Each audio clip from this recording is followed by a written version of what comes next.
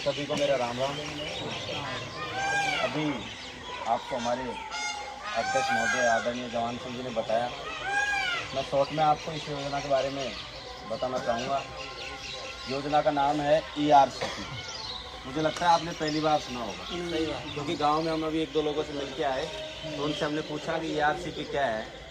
तो जो हमारे साथ अभी एक भैया आए थे, भरत जी, जो 25 साल की एज है, सोशल मीडिया पे खूब एक्टिव रहते हैं, उन्हीं को नहीं पता तो आपको कहाँ से पता होगा। ERCP राजस्थान कैनाल प्रोजेक्ट, इसका पूरा नाम है पूर्वी राजस्थान नहर परियोजना, जो मार्च 2017 में तत्कालीन सरकार के द्वारा 13 जिलों के लिए लाई गई योजना थी। और इस योजना का समय था 5 साल में कार्य पूरा करने का। लेकिन दुर्भाग्य हमारा कि आज तक इस योजना पे धरातल पे 1% भी काम नहीं हुआ। इसका कारण रहा कि ये राजनीति की भेंट चढ़ गई जो योजना है, क्योंकि एक पार्टी कहती है कि वो पार्टी करेगी, कांग्रेस कहती है बीजेपी करेगी, बीजेपी कहती है कांग्रेस करेगी। आखिर 6 साल बीतने के बाद हम आप सभी के सहयोग से हम सब ने मिलकर के एक संगठन तैयार किया। संगठन का नाम है ERCP संयुक्त मोर्चा संगठन। ये किसानों के हक की आवाज़ की लड़ाई लड़ने के लिए हमेशा तत्पर और तैयार रहता है। संगठन के माध्यम से हमने गांव-गांव, गाड़ी-गाड़ी में जाकर के लोगों को जागरूक करने का प्रयास किया। पिछले 1 साल से लगातार हम जो पूर्व राजस्थान नहर के जो 13 जिले हैं, उन 13 जिलों में आप जैसे आज आपके गांव में आए, कल किसी दूसरे गांव में, ऐसे गांव-गांव, गाड़ी-गाड़ी जाकर के लोगों को समझा रहे हैं। ERCP के अंदर 13 जिलों में 26 बांध जोड़े हैं। जो प्रमुख बांध है, आपके भरतपुर में एक बंद बैराज बांध है, उसको जोड़ा है योजना के अंतर्गत। 1368 किलोमीटर की नहर जहाँ से ये प्रारंभ होगा, जो नहर प्रारंभ होगी कोटा से, झालावाड़ से, वहाँ से 1368 किलोमीटर नहर बनेगी। नहर के माध्यम से बड़े बड़े प्रमुख बांधों में डाला जाएगा पानी। अब समस्या हमारे साथ एक दूसरी ये भी है कि जो बांध रिपोर्ट में जोड़े हैं, जैसे आपके बंद बैराठा बांध है, कितना दूर है यहाँ से? आपके यहाँ से पास में, तो आप 40 से काफ़ी दूर है, 40 मिनट होगा। लेकिन आप ये सोचिए भरतपुर जिला कितना बड़ा है, एक बांध से पूरे भरतपुर की पूर्ति हो सकती है क्या? नहीं होगी, नहीं हो सकती ना। चाहे कितना भी बड़ा हो, लेकिन वो दूर तक सप्लाई नहीं हो सकती। जैसे आप कल हम बीज कुमेर नगर में थे, तो वहाँ इसका पानी नहीं पहुँच सकता। तो जो तत्कालीन सरकार ने DPR बनाई थी, उसमें कुछ कमियों की वजह से आज अगर ये योजना धरातल पर क्रियान्वित होती भी है, राष्ट्रीय परियोजना घोषित भी होती है, तो इसका लाभ हम लोगों को नहीं है।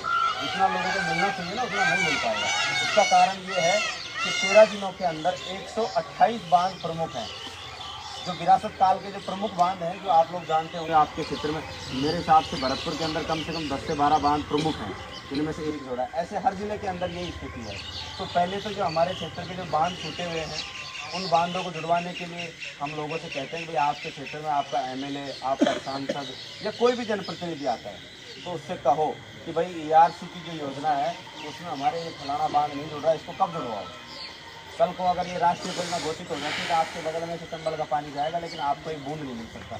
जैसा कि अभी हमारे आदरणीय अध्यक्ष साहब ने उदाहरण दिया कि पांचना का जो बांध है, वो भी कभी न कभी DPR के माध्यम से तैयार होकर के चालू किया गया। तो आज इनका गांव पास में है, लेकिन इनको एक बूंद भी पानी नहीं मिलता।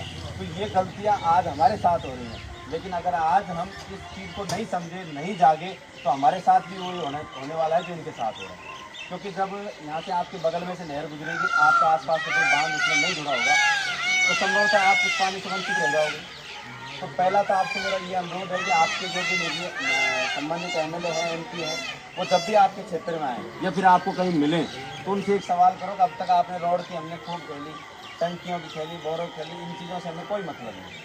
जब हमारे क्षेत्र में अच्छे पानी आ जाएगा तो अच्छे रोजगार हो जाएंगे तो ये चीज़ें तो हम ही बना लेंगे। तो उनसे पहले तो आपको ये कहना है कि हमारे क्षेत्र में जो बांध छूटे हैं उनको DPR में जोड़ें। दूसरा, अगर आप कहीं भी कोई राष्ट्रीय पार्टी के जनप्रतिनिधि से मिलते हो, केंद्र में जो हमारे भाजपा की सरकार है, तो उनसे ये कहो कि भाई हमारी जो योजना है, इसको आप राष्ट्रीय परियोजना घोषित करो। क्योंकि अगर राष्ट्रीय परियोजना घोषित होती है तो 2 या 3 साल के भीतर आपके क्षेत्र में पानी पहुंच जाएगा। और अगर राजस्थान सरकार कोई सी भी पार्टी की हो, वो इस कार्य को पूरा करना चाहेगी तो कम से कम उनको 20 साल लग जाएंगे। तो हम ये चाहते हैं कि जब सरकार अपने फ़ायदे के लिए, बड़े उद्योगपतियों के फ़ायदे के लिए 2 साल में 90,000 करोड़ का दिल्ली मुंबई एक्सप्रेस हाईवे तैयार कर सकती है, तो हम किसानों के लिए 40,000 करोड़ रुपए का ये पानी का प्रोजेक्ट तैयार नहीं कर सकते। तो चाहे तो सब कुछ संभव है, लेकिन हम जब तक मांग नहीं उठाएंगे, जब तक वो हमारी तरफ ध्यान नहीं देंगे।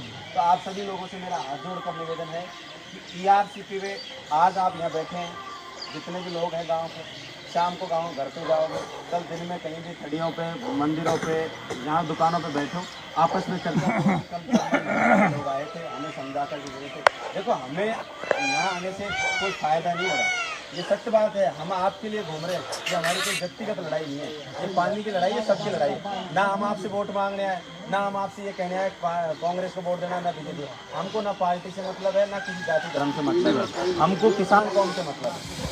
हम पानी की लड़ाई लड़ रहे हैं। तो आप सभी लोगों से हाथ जोड़कर निवेदन है कि इस लड़ाई का आप हिस्सा बने।